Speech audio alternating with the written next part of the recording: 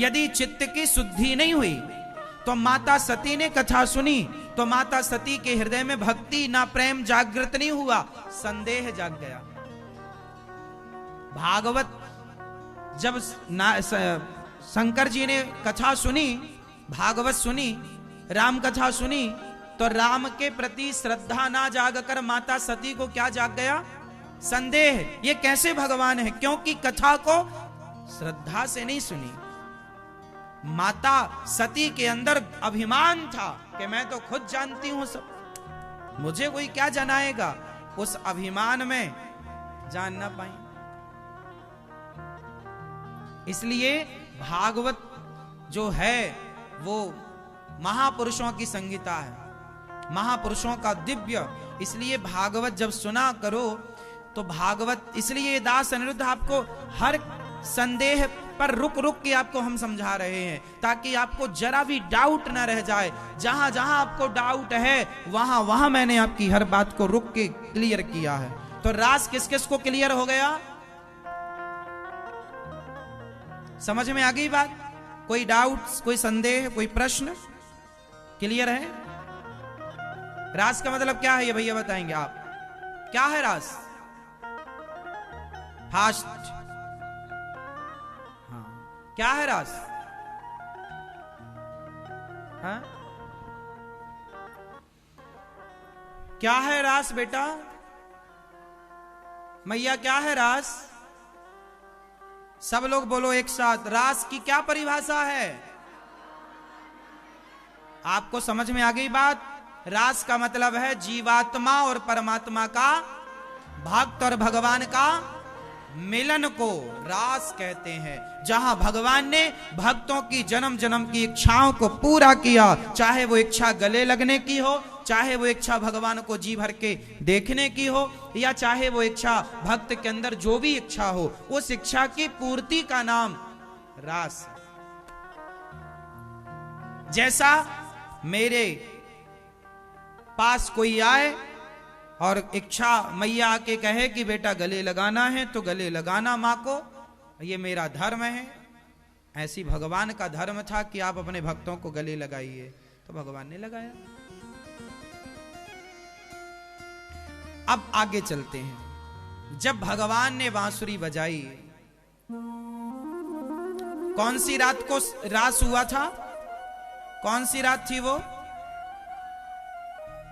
सब ना बोलो, हम पूछेंगे उनसे। मैया किस रात को रास हुआ? ये मैया बताएंगी। ये मैया माला पहनी है लाल कलर का, शरद पूर्णिमा। क्या बजाई थी भगवान ने? बांसुरी। और सबका नाम ले लेकर बुलाया, राधा, ललिता, विशाखा, चंपकलता, तुंग विद्या, सुदेवी, सारी सखियों का नाम ले लेकर के भगवान ने बुलाया। और गोपियां उस समय क्या कर रही थी? दुहंत्यो विययो काश्चित दोहम हित्वा समुत्सुकाहा।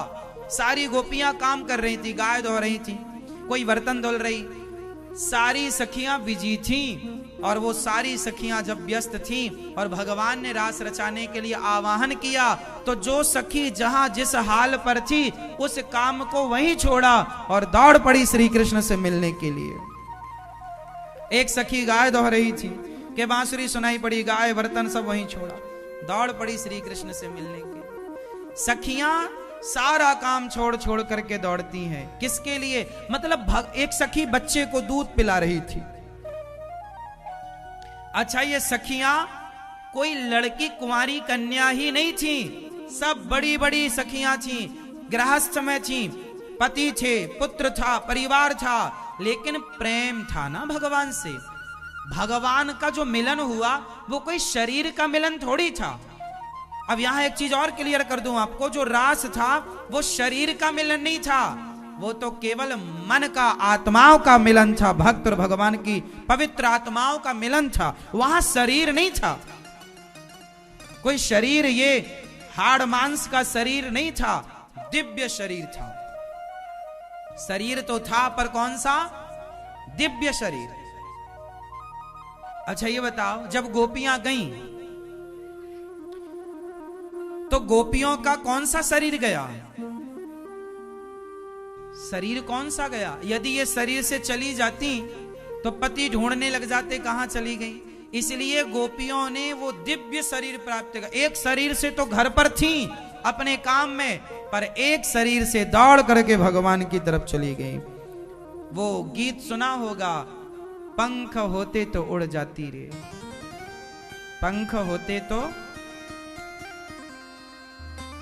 तो वही है कि उड़ तो नहीं पाए। जैसे हम अपने लिए, आपके लिए बात कर रहे हैं कि जब आप लोगों के अंदर भी वृंदावन आने की उत्कंठा जागती है तो लगता है पंख होते तो उड़ के वृंदावन चले जाते, पंख होते तो कथा सुने आते, पंख होते तो ये कर लेते।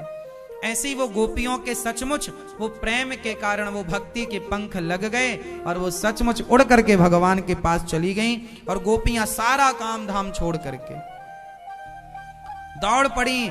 भगवान ने सारी गोपियों का स्वागत किया। स्वागतम वो महाभागा प्रियम किम करवाणि वह ब्रजस्यानामयं कश्चित् ब्रूता गमन कारणम।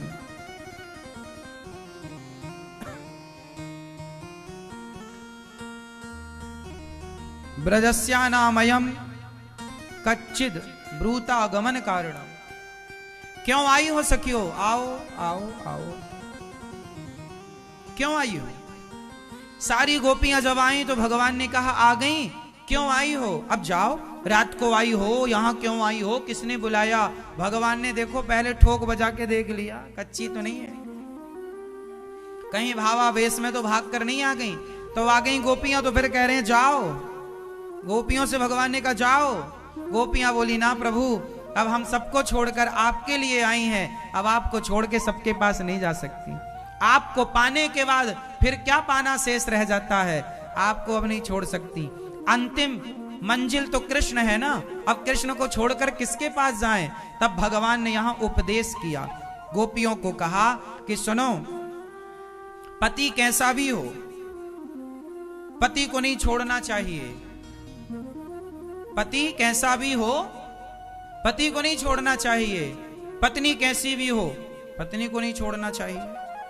अच्छा ये बताओ, आप लोगों के पति आप लोगों के लिए क्या है? क्या मायने हैं पति के?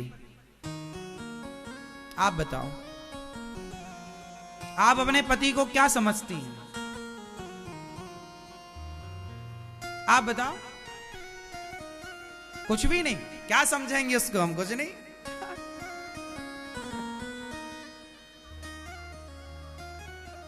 नहीं तो पति तो आपके हैं, तो बताओ, कुछ तो बताओ अपना।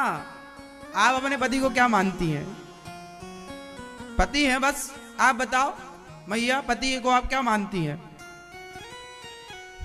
समुंदर? क्या क्या कह रही हैं मैया? जीवन साथी, जीवनसाथी.com।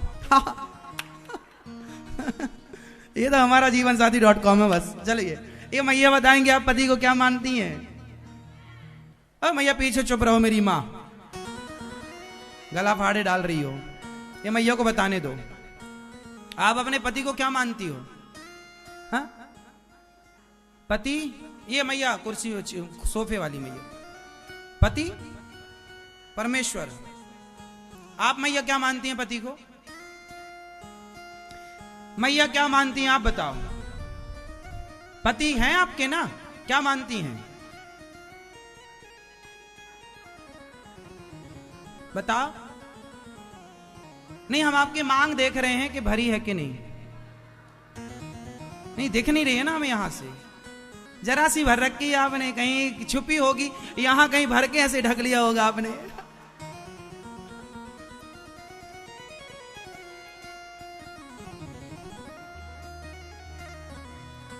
आजकल मांग नहीं भरते आप लोग, क्यों? शर्म आती है क्या भरना मांग? सीता मैया लंबी मांग भरती थी, और ये मांग भरना भारतीय परंपरा है मेरी मां।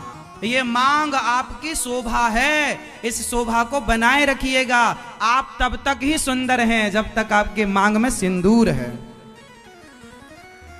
इसलिए ये मांग भरते हुए गर्व करना चाहिए, इसे छिपाना नहीं है, प्रकट रखना है। और मांग बढ़िया सिंदूर से बढ़िया भरा करो। आजकल तो मैया लोग घिसनी से घिस लेती हैं बस। फैशन बहुत बड़ा है।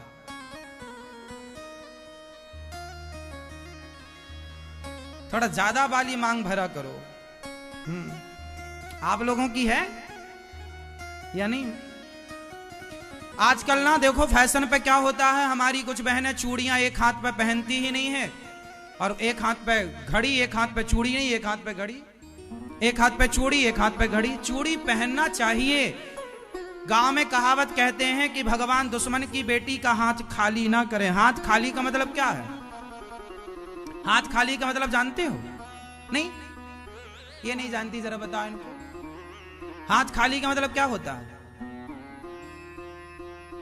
हाथ खाली का मतलब जानते हैं? हाँ, अभी पता लगा ना। हाँ, हाथ खाली का मतलब क्या होता है? हाथ खाली का मतलब होता है वैधव्य, विधवा। इसलिए लोग कहते हैं दुश्मन की बेटी का भी हाथ खाली, लेकिन आजकल फैशन के नाम पे हाथ खाली करके घूमती हैं। हाँ या ना? चूड़ियां नहीं होती कुछ हाथों में, चूड़ियां होनी चाहिए। हाँ, जल्दी जल्दी चेंज कर लो। ये हमारे बोलने से नहीं, आपको बुरा लग सकता है तो क्षमा कीजिएगा। आपको बुरा लगे, हम वो बातें नहीं बताएंगे आपको। हम आपको ऐसी कथा नहीं सुनाएंगे, ऐसी बातें कि जो आपको केवल अच्छा लगे वो सुनाएं। जो आपके लिए अच्छा होगा वो सुनाएंगे। चाहे आपको अच्छा लगे या बुरा लगे तो क्षमा कीजिएगा, पर जो सत्य है बिल्कुल सही। अपनी बेटी को कहो बेटा मांग भरा करो। और चूड़ियां आप आजकल की लड़कियों को, लड़की नहीं स्त्रियों को, आजकल की स्त्रियों को चूड़ियां बदलने का भी ज्ञान नहीं है। आप लोग जब चूड़ियां बदलती हो ना तो पूरा उतार लेती हो सारी चूड़ियां, क्योंकि सेट पहनना है ना पूरा एक कलर का, तो वो सारी चूड़ियां उतारती हो। नहीं, इसलिए हमारे यहां एक परंपरा है कि एक लाल कलर की चूड़ी होती है जो माता जी को चढ़ती है। वो चढ़ी हुई चूड़ी प्रसाद के रूप में माताएं पहनती हैं।